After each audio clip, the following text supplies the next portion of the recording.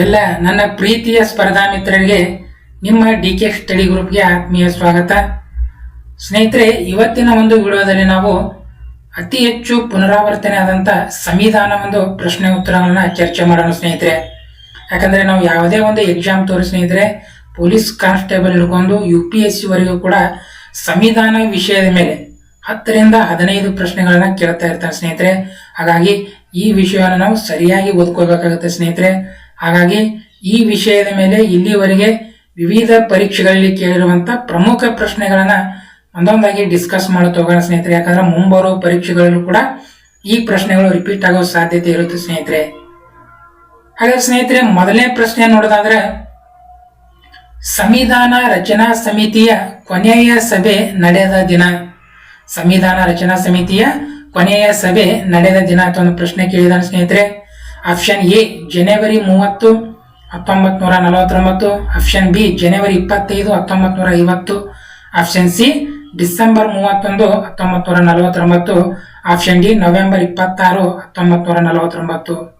ಸ್ನೇಹಿತರೆ, ಸಂವಿಧಾನ ಹಾಗಾದ್ರೆ ಕೊನೆಯ ಸಭೆ ನಡೆದಂತ ದಿನ ಯಾವ್ದಪ್ಪ? ಇದರಲ್ಲಿ ಸರಿ ಉತ್ತರ ಯಾವ್ದಪ್ಪ ಅಂದ್ರೆ ಸ್ನೇಹಿತರೆ, ಆಪ್ಷನ್ ಡಿ ಇದೆಯಲ್ಲ, ನವೆಂಬರ್ 26. ನವೆಂಬರ್ 26, 1949 ಏನಿದೆ ಸ್ನೇಹಿತರೆ, ಇದು ರೈಟ್ ಆನ್ಸರ್ ಸ್ನೇಹಿತರೆ. ಆಪ್ಷನ್ ಡಿ ಇದೆಯಲ್ಲ, ನವೆಂಬರ್ 26, 1949 ಈ ದೇಶದ ಸಂವಿಧಾನ ರಚನಾ ಸಮಿತಿ ಇತ್ತಲ್ಲ ಸ್ನೇಹಿತರೆ, ಅವರು ಕೊನೆಯದಾಗಿ ಸೇರಿದಂತ ಒಂದು ಸಭೆಯ ದಿನ ಯಾವಾಗಪ್ಪ? ನವೆಂಬರ್ 26, 1949. ಸ್ನೇಹಿತರೆ, ಹಾಗಾದ್ರೆ ಸಂವಿಧಾನ ರಚನಾ ಸಮಿತಿಯು ತನ್ನ ಮೊದಲ ಸಭೆಯನ್ನ ಸೇರಿದಂತ ಒಂದು ನಡೆಸಿದಂತ ಒಂದು ದಿನ ಯಾವ್ದಪ್ಪ ಅಂದ್ರೆ ಸ್ನೇಹಿತರೆ, ಅದು ನೋಡಿದ್ರೆ ಸ್ನೇಹಿತರೆ ಯಾವ್ದಂದ್ರೆ ಡಿಸೆಂಬರ್ 9, 1946 ಡಿಸೆಂಬರ್ 9 ಎಲ್ಲಿ? ದೆಹಲಿಯಲ್ಲಿ ಸ್ನೇಹಿತರೆ. ಏನು ಕ್ಯಾಬಿನೆಟ್ ಆಯೋಗ ಯಾವಾಗ? 1946 ನಮ್ಮ ಸಂವಿಧಾನ ರಚನಾ ಸಮಿತಿ ಸ್ಥಾಪನೆಗೆ ಅವಕಾಶ ಕೊಡ್ತು. ಅದಾದ ನಂತರ ಚುನಾವಣೆ ಜರುವುದು ಸ್ನೇಹಿತರೆ. ಅದಾದ ನಂತರ ಎಲ್ಲ ಸದಸ್ಯರು ಮೊಟ್ಟ ಮೊದಲ ಸಭೆ ಸೇರೋದು ಯಾವಾಗಪ್ಪ ಅಂದ್ರೆ ಅದು 1946 ಡಿಸೆಂಬರ್ 9 ದೆಹಲಿಯಲ್ಲಿ. ಇದು ಕೂಡ ಪ್ರಶ್ನೆ ಕೇಳಿದಾನೆ. ಸಂವಿಧಾನ ರಚನಾ ಸಮಿತಿಯು ತನ್ನ ಮೊದಲ ಸಭೆ ಸೇರೋದು ಯಾವಾಗ ಅಂದ್ರೆ 1946 ಡಿಸೆಂಬರ್ 9 ದೆಹಲಿಯಲ್ಲಿ ಅಂತ ಕರಿತೀವಿ ಸ್ನೇಹಿತರೆ. ಅಲ್ಲಿ ಭಾಗವಹಿಸಿದ ಸದಸ್ಯರ ಸಂಖ್ಯೆ ಕೇವಲ 211 ಜನರು. ಇನ್ನು ನೆಕ್ಸ್ಟ್ ಪಾಯಿಂಟ್ ನೋಡೋದು ಸ್ನೇಹಿತರೆ, ಸಂವಿಧಾನ ಅಂಗೀಕಾರವಾದ ವರ್ಷ. ಹಾಗಾದ್ರೆ ಸಂವಿಧಾನ ರೆಡಿ ಆಗೋದು ಯಾವಾಗಪ್ಪ ಸ್ನೇಹಿತರೆ? 1949 ನವೆಂಬರ್ 26. ಏನು ಕೊನೆಯ ದಿನ ಸೇರಿದ್ರೆ ಸ್ನೇಹಿತರೆ, ಅಧಿವೇಶನದ ಕೊನೆಯ ದಿನ 1949 ನವೆಂಬರ್ 26 ಇದೆ ಸ್ನೇಹಿತರೆ. ಅವಾಗ ನಮ್ಮ ಸಂವಿಧಾನ ಅಂಗೀಕಾರವಾಗಿದೆ, ರೆಡಿ ಐತೆ ಸ್ನೇಹಿತರೆ. ಟೋಟಲ್ ಎಷ್ಟು? 2 ವರ್ಷ 11 ತಿಂಗಳು 18 ದಿನ ಸಮಯನ ತೆಗೆದುಕೊಂಡು ಮೊದಲ ಸಭೆ ಸೇರಿದು ಡಿಸೆಂಬರ್ 9, 1946. ಕೊನೆಯ ಸಭೆ ಸೇರಿದು 1949 ನವೆಂಬರ್ 26. ಅದೇ ದಿನ ನಮ್ಮ ಸಂವಿಧಾನ ಅಂಗೀಕಾರವಾಗಿದೆ. ಹೀಗಾಗಿ ನವೆಂಬರ್ 26 ನಾವು ಏನಂತ ಆಚರಣೆ ಮಾಡ್ತೇವೆ ಸ್ನೇಹಿತರೆ? ಸಂವಿಧಾನ ದಿವಸ ಅಂತೇಳಿ ಆಚರಣೆ ಮಾಡ್ತಾ ಇದ್ದೇವೆ ಸ್ನೇಹಿತರೆ. 2015 ಸಂವಿಧಾನ ದಿವಸ ಅಂತೇಳಿ ಯಾವ ದಿನ? ನವೆಂಬರ್ 26 ಆಚರಣೆ ಮಾಡ್ತಾ ಇದ್ದೇವೆ ಸ್ನೇಹಿತರೆ. ಇನ್ನು ಸಂವಿಧಾನ ಜಾರಿಯಾದ ದಿನಾಂಕ ನೋಡಿದ್ರೆ ಸ್ನೇಹಿತರೆ, ಯಾವಾಗ ಜಾರಿ ಮಾಡಲಾಗಿದೆ? 1950 ಜನವರಿ 26 ಈ ದೇಶದ ಸಂವಿಧಾನವನ್ನು ಜಾರಿ ಮಾಡಿದೆ ಸ್ನೇಹಿತರೆ. ಯಾಕಪ್ಪ ಜನವರಿ 26 ತನಕ ಒಯ್ದೇವಿ? ಯಾಕೆ? ಸಂವಿಧಾನ ಅಂಗೀಕಾರ ಸ್ವೀಕಾರ ಆಗೋದು 1949 ನವೆಂಬರ್ 26, ಬಟ್ ಜಾರಿ ಆಗೋದು 1950 ಜನವರಿ 26. ಅಂದ್ರೆ ಇನ್ನೂ 2 ತಿಂಗಳು ಟೈಮ್ ತೊಂದೇವು ಸ್ನೇಹಿತರೆ. ಯಾಕಪ್ಪ ಅಂದ್ರ 1930 ಜನವರಿ 26 ಈ ದೇಶದಲ್ಲಿ ಪೂರ್ಣ ಸ್ವರಾಜ್ಯ ಘೋಷಣೆ ಮಾಡಿರ್ತೇವೆ ಸ್ನೇಹಿತರೆ. ಹೀಗಾಗಿ ಅದರ ನೆನಪಿಗಾಗಿ ಈ ಜನವರಿ 26 ನಾವು ಆಯ್ಕೆ ಮಾಡ್ಕೊಂಡೇವೆ ಸ್ನೇಹಿತರೆ. ಹೀಗಾಗಿ ಸಂವಿಧಾನ ರೆಡಿ ಆದ 2 ತಿಂಗಳ ಬಿಟ್ಟು 1950 ಜನವರಿ 26 ಈ ದೇಶದ ಸಂವಿಧಾನ ಜಾರಿಗೊಳಿಸಲಾಗಿದೆ. ಇನ್ನು ಎರಡನೇ ಪ್ರಶ್ನೆ ನೋಡಿ ಸ್ನೇಹಿತರೆ, ಕಾನೂನಿನ ಮುಂದೆ ಸಮಾನತೆ ಎಂಬ ಪರಿಕಲ್ಪನೆಯನ್ನು ಯಾವ ದೇಶದಿಂದ ಎರವಲು ಪಡೆಯಲಾಗಿದೆ? ಕಾನೂನಿನ ಮುಂದೆ ಸಮಾನತೆ ಎಂಬ ಪರಿಕಲ್ಪನೆ ಯಾವ ದೇಶದಿಂದ ಎರವಲು ಪಡೆಯಲಾಗಿದೆ? 4 ಆಪ್ಷನ್ ಕೊಟ್ಟಿದ್ದಾರೆ ಸ್ನೇಹಿತರೆ. ಇದರಲ್ಲಿ ಸರಿ ಉತ್ತರ ಯಾವಪ್ಪ ಅಂದ್ರ ಆಪ್ಷನ್ ಬಿ ಇದೆ ಸ್ನೇಹಿತರೆ. Option B England is right answer ಸ್ನೇಹಿತರೆ. ಆಪ್ಷನ್ ಬಿ ಇದೆಲ್ಲ ಇಂಗ್ಲೆಂಡ್ ರೈಟ್ ಆನ್ಸರ್. ನಾವು ಬ್ರಿಟನ್ ಸಂವಿಧಾನದಿಂದ, ಇಂಗ್ಲೆಂಡ್ ಸಂವಿಧಾನದಿಂದ ಅಥವಾ UK ಅಂತ ಕರಿತೀವಿ, ಈ ಸಂವಿಧಾನದಿಂದ ಕಾನೂನಿನ ಮುಂದೆ ಸಮಾನತೆ, ರೈಟ್ ಟು ಇಕ್ವಾಲಿಟಿ ಅಂತ ಕರಿತೀವಿ ಸ್ನೇಹಿತರೆ. ಕಾನೂನಿನ ಮುಂದೆ ಸಮಾನತೆ ಅಂತ ಕರಿತೀವಿ ಸ್ನೇಹಿತರೆ.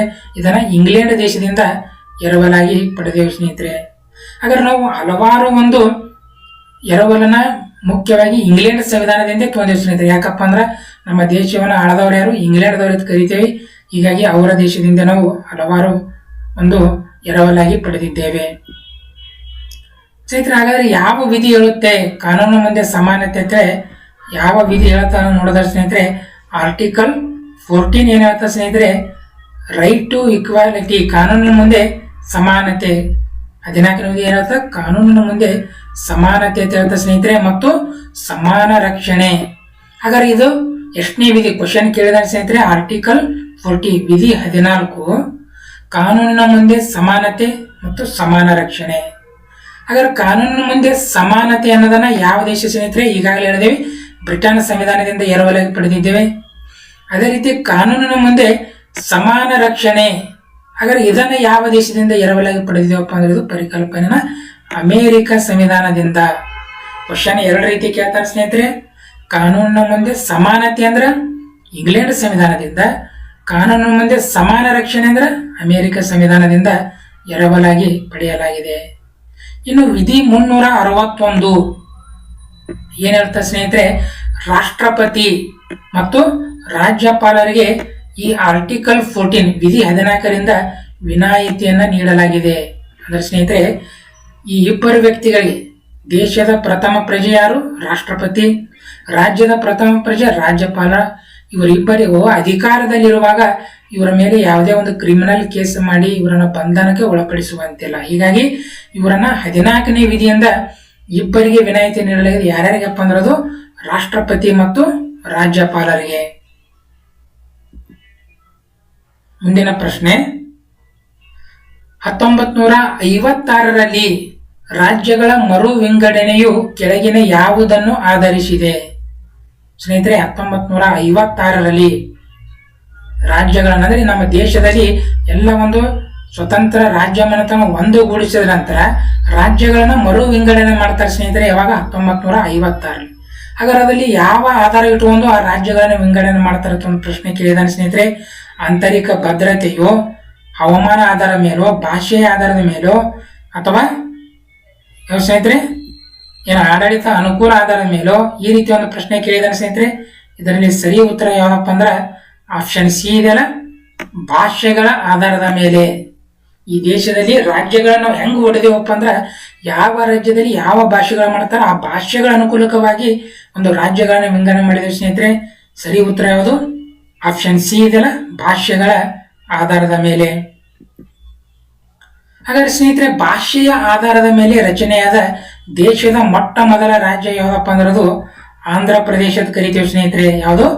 ಆಂಧ್ರ ಪ್ರದೇಶ ಇಡೀ ದೇಶದಲ್ಲಿ ಮೊಟ್ಟ ಮೊದಲ ಬಾರಿಗೆ ಭಾಷೆಗಳ ಆಧಾರದ ಮೇಲೆ ರಚನೆ ಆಗೋದು ಯಾವ್ದಪ್ಪ ಅಂದ್ರದು ಆಂಧ್ರ ಪ್ರದೇಶ ಅಂತ ಕರಿತೀವಿ ಸ್ನೇಹಿತರೆ. ಯಾಕೆ ಅವರಿಗೆ ಮೊಟ್ಟ ಮೊದಲು ಕೊಟ್ಟೇವಂದ್ರ, ಆಂಧ್ರ ಪ್ರದೇಶದ ಪೊಟ್ಟಿ ಶ್ರೀರಾಮುಲು ಉಪವಾಸ ಸತ್ಯಾಗ್ರಹ ಕೊಟ್ಟು ಮರಣವಂತರ ಸ್ನೇಹಿತರೆ. ಹೀಗಾಗಿ ದೇಶದಲ್ಲಿ ಮೊಟ್ಟ ಮೊದಲ ಅವರಿಗೆ ನಾವು ಆಂಧ್ರ ಪ್ರದೇಶ, ತೆಲುಗು ಮಾತನಾಡೋರು ಒಂದುಗೂಡಿಸಿ ಆಂಧ್ರ ಪ್ರದೇಶ ರಚನೆ ಮಾಡಿದೀವಿ. ಬಟ್ ಅದಾದ ನಂತರ ದೇಶದಲ್ಲಿ ಎಲ್ಲಾ ಭಾಷೆ ಮಾತನಾಡೋ ನಮಗೂ ರಾಜ್ಯ ಬೇಕಂದಾಗ ಅವಾಗ ನಾವು ರಾಜ್ಯ ಪುನರ್ ರಚನಾ ಆಯೋಗವನ್ನು ಸ್ಥಾಪನೆ ಮಾಡ್ತೇವೆ ಸ್ನೇಹಿತರೆ. ಯಾವಾಗದು? 1953ರಲ್ಲಿ ಈ ಒಂದು ಆಯೋಗವನ್ನು ನೇಮಕ ಮಾಡಿವಿ ಸ್ನೇಹಿತರೆ. ಯಾರ ಅಧ್ಯಕ್ಷತೆಯಲ್ಲಿ ಅಂದ್ರೆ ಫಜಲ್ ಅಲಿಯವರ ಅಧ್ಯಕ್ಷತೆಯಲ್ಲಿ ಈ ಆಯೋಗ ತನ್ನ ವರದಿಯನ್ನು ಕೊಟ್ಟದ್ದು 1956ರಲ್ಲಿ ವರದಿಯನ್ನು ಕೊಡುತ್ತಾ ಸ್ನೇಹಿತರೆ. 1900 ಈ ವರದಿಯನ್ನು ಆಧಾರವಾಗಿ ಇಟ್ಟುಕೊಂಡು ಅಂದಿನ ಕೇಂದ್ರ ಸರ್ಕಾರ ಸ್ವಲ್ಪ ಒಂದು ಮಾರ್ಪಾಡು ಮಾಡಿ 1956ರಲ್ಲಿ ಭಾರತದಲ್ಲಿ ಒಟ್ಟು ಎಷ್ಟು ಸ್ನೇಹಿತರೆ 14 ರಾಜ್ಯಗಳು 6 ಕೇಂದ್ರಾಡಳಿತ ಪ್ರದೇಶಗಳು ಜಾರಿಗೆ ಬಂದವು. ಯಾವಾಗ ಸ್ನೇಹಿತರೆ? ಇದು 1956ರಲ್ಲಿ. ಯಾವ ಆಯೋಗದ ವರದಿ ಪ್ರಕಾರ? ಫಜಲ್ ಅಲಿ ಆಯೋಗ ಅಥವಾ ರಾಜ್ಯ ಪುನರ್ ರಚನಾ ಆಯೋಗ ವರದಿ. ಯಾವಾಗ ನೇಮಕ ಮಾಡ್ಯಾರ? 1953ರಲ್ಲಿ. ವರದಿ ಕೊಟ್ಟದು ಜಾರಿಗೆ ಬಂದು 1956ರಲ್ಲಿ. ಭಾಷೆಯ ಆಧಾರದ ಮೇಲೆ ದೇಶದಲ್ಲಿ ರಚನೆಯಾದ ಮೊಟ್ಟ ಮೊದಲ ರಾಜ್ಯ ಅಂದ್ರೆ ಅದು ಆಂಧ್ರ ಪ್ರದೇಶ ಅಂತ ಕರಿತೀವಿ ಸ್ನೇಹಿತರೆ. ಹಾಗಾದ್ರೆ ಪ್ರಸ್ತುತ ಎಷ್ಟು ರಾಜ್ಯಗಳಿವೆ? ಪ್ರಸ್ತುತ ಎಷ್ಟು ರಾಜ್ಯಗಳು? 28 ರಾಜ್ಯಗಳಿವೆ. 8 ಕೇಂದ್ರಾಡಳಿತ ಪ್ರದೇಶಗಳಿವೆ. ನೆಕ್ಸ್ಟ್ ಪ್ರಶ್ನೆ ಸ್ನೇಹಿತರೆ, ಮೂಲಭೂತ ಹಕ್ಕುಗಳ ಸಮಿತಿಯ ಅಧ್ಯಕ್ಷರಾಗಿ ಯಾರನ್ನು ನೇಮಕ ಮಾಡಲಾಗಿತ್ತು? ಅಂದರೆ ಸ್ನೇಹಿತರೆ, ಸಂವಿಧಾನ ರಚನಾ ಸಮಿತಿಯಲ್ಲಿ ಎಲ್ಲ ಒಂದು ವಿಷಯಗಳ ಮೇಲೆ ಕೆಲವೊಂದು ಸಮಿತಿ ಮಾಡಿ ಅದರ ಅಧ್ಯಕ್ಷರ ಮಾಡಿ ಅದಕ್ಕೆ ಅಧ್ಯಯನಕ್ಕೆ ಬಿಟ್ಟಿದ್ದಾರೆ ಸ್ನೇಹಿತರೆ. ಹಾಗಾದ್ರೆ ಮೂಲಭೂತ ಹಕ್ಕುಗಳ ಸಮಿತಿಯ ಅಧ್ಯಕ್ಷರನ್ನಾಗಿ ಯಾರಿಗೆ ಕೊಟ್ಟಿರತ್ತ ಒಂದು ಪ್ರಶ್ನೆ ಕೇಳಿದಾರೆ ಸ್ನೇಹಿತರೆ. ಯಾರಪ್ಪ ಇದರಲ್ಲಿ ಸರಿ ಉತ್ತರ ಅಂದ್ರದು ಆಪ್ಷನ್ ಸಿ ಇದೆಯಲ್ಲ, ಸರ್ದಾರ್ ವಲ್ಲಭಾಯಿ ಪಟೇಲ್ ಅವರ ಅಧ್ಯಕ್ಷತೆಯಲ್ಲಿ ಮೂಲಭೂತ ಹಕ್ಕುಗಳ ಸಮಿತಿಯ ಅಧ್ಯಕ್ಷರಾಗಿ ಅವರಿಗೆ ನೇಮಕ ಮಾಡಲಾಗಿತ್ತು. ಹಾಗಾದ್ರೆ ಸ್ನೇಹಿತರೆ, ಸಂವಿಧಾನ ರಚನಾ ಸಮಿತಿಯ ಪ್ರಮುಖ ಸಮಿತಿಯ ಅಧ್ಯಕ್ಷರು ನೋಡಿದಾರ. ಸಂವಿಧಾನ ರಚನಾ ಸಮಿತಿಯ ಖಾಯಂ ಅಧ್ಯಕ್ಷರಾಗಿ ಯಾರನ್ನ ನೇಮಕ ಮಾಡಲಾಗಿತ್ತು? ಡಾಕ್ಟರ್ ಬಾಬು ರಾಜೇಂದ್ರ ಪ್ರಸಾದ್ ಅವರನ್ನ ಸ್ನೇಹಿತರೆ. ಯಾರನ್ನ ಸ್ನೇಹಿತರೆ? ಡಾಕ್ಟರ್ ಬಾಬು ರಾಜೇಂದ್ರ ಪ್ರಸಾದ್ ಅವರನ್ನ ಸಂವಿಧಾನ ರಚನಾ ಸಮಿತಿಯ ಖಾಯಂ ಅಧ್ಯಕ್ಷರನ್ನಾಗಿ ನೇಮಕ ಮಾಡಲಾಗಿತ್ತು.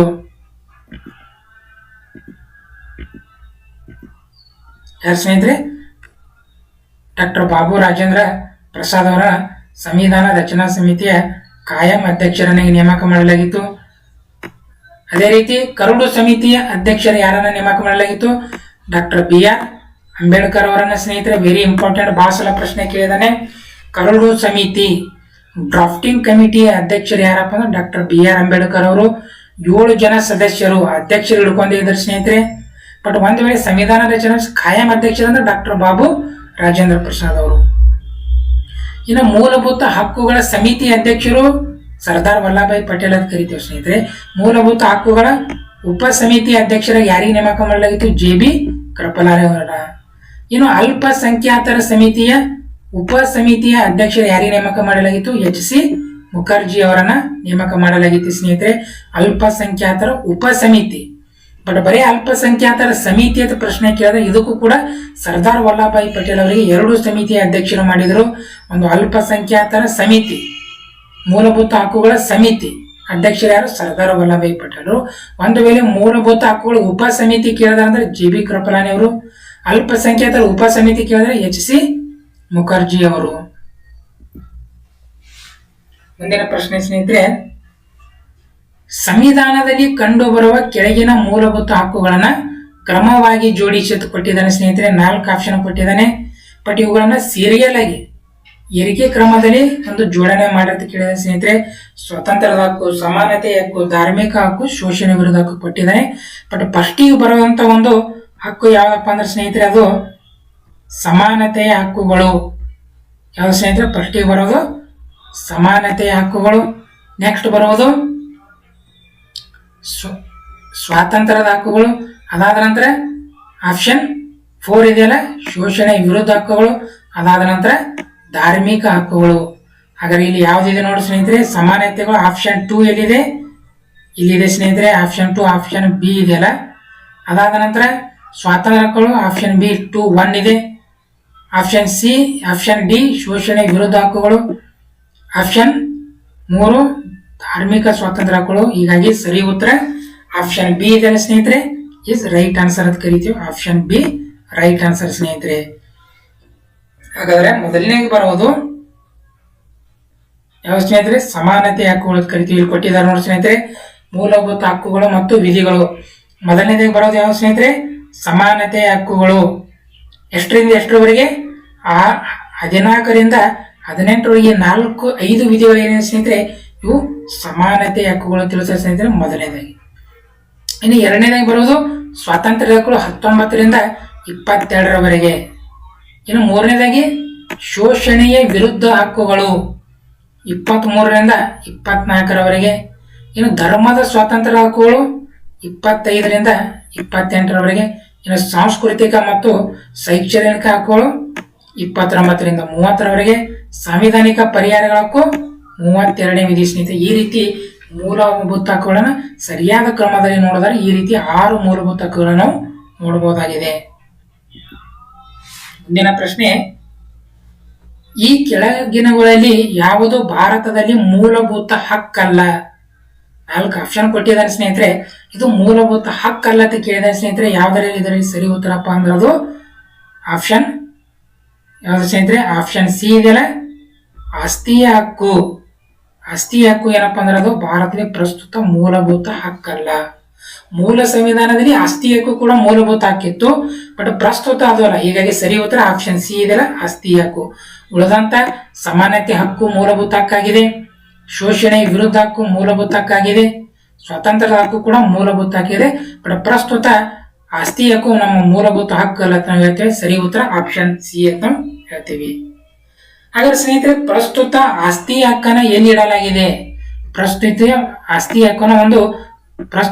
ಆಸ್ತಿ ಹಕ್ಕನ್ನು ಒಂದು ಸಾಮಾನ್ಯ ಕಾನೂನು ಹಕ್ಕಾಗಿ, ಜಸ್ಟ್ ಒಂದು ಕಾನೂನು ಹಕ್ಕು ಅಂತ ಹೇಳ್ತೇವೆ ಸ್ನೇಹಿತರೆ.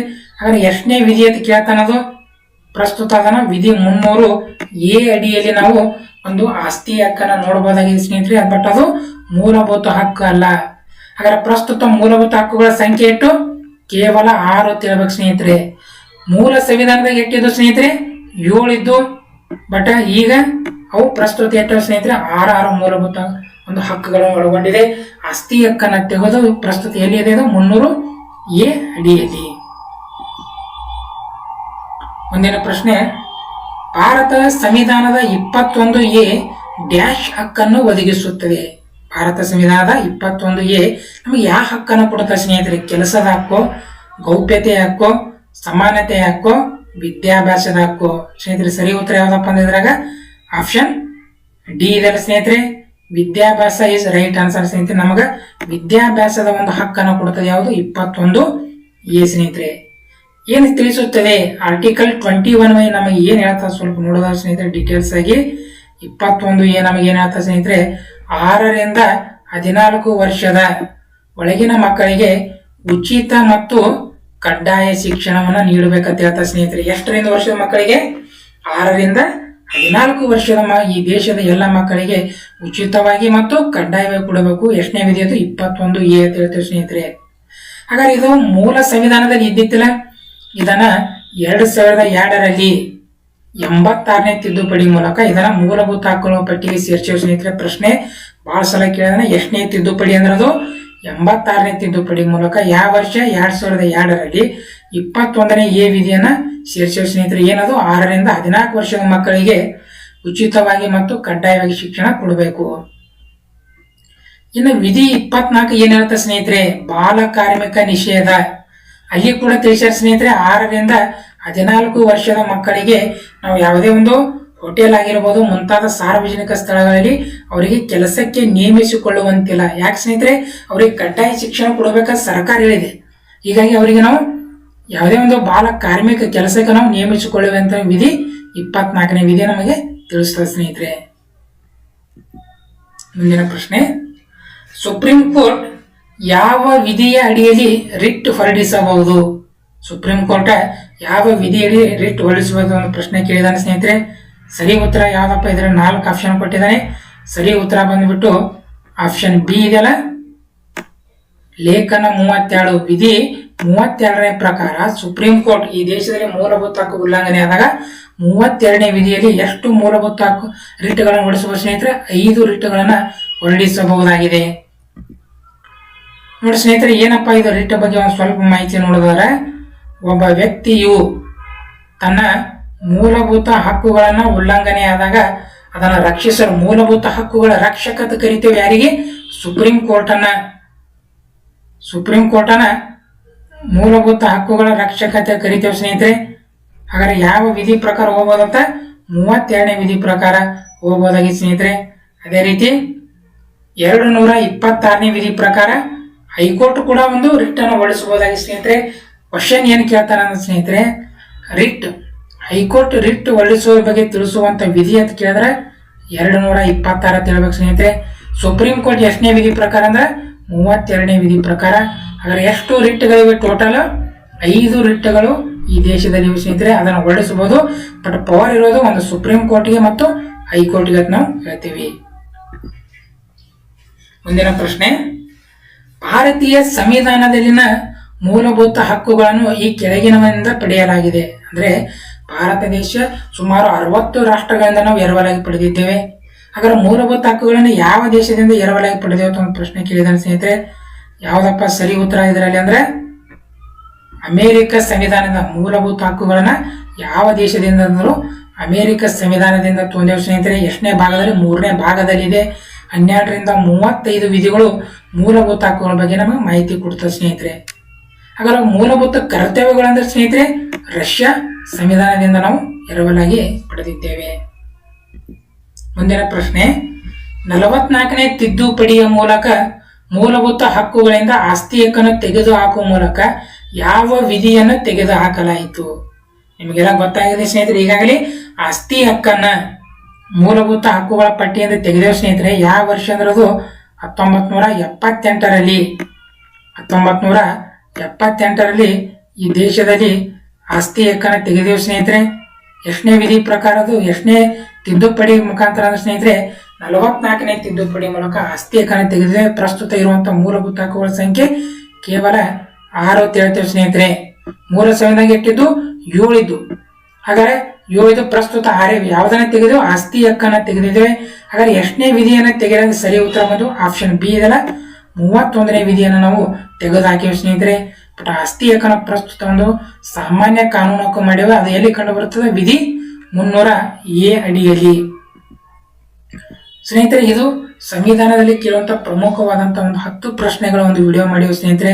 ವಿಡಿಯೋ ನಿಮಗೆ ಇಷ್ಟವಾದಲ್ಲಿ ಮಾತ್ರ ನಮ್ಮ ಚಾನಲ್ ಲೈಕ್ ಕೊಡಿ ಮತ್ತು ಸಬ್ಸ್ಕ್ರೈಬ್ ಮಾಡಿ. ಇನ್ನೂ ನಿಮ್ಮ ಸ್ನೇಹಿತರು ಕಾಂಪಿಟೇಟಿವ್ ಎಕ್ಸಾಮ್ ಪ್ರಿಪೇರ್ ಆಯ್ತು ಅವರಿಗೂ ಕೂಡ ನಮ್ಮ ಚಾನಲ್ ಅನ್ನು ಶೇರ್ ಮಾಡಿ ಮತ್ತು ಸಬ್ಸ್ಕ್ರೈಬ್ ಮಾಡಿ. ಧನ್ಯವಾದಗಳು.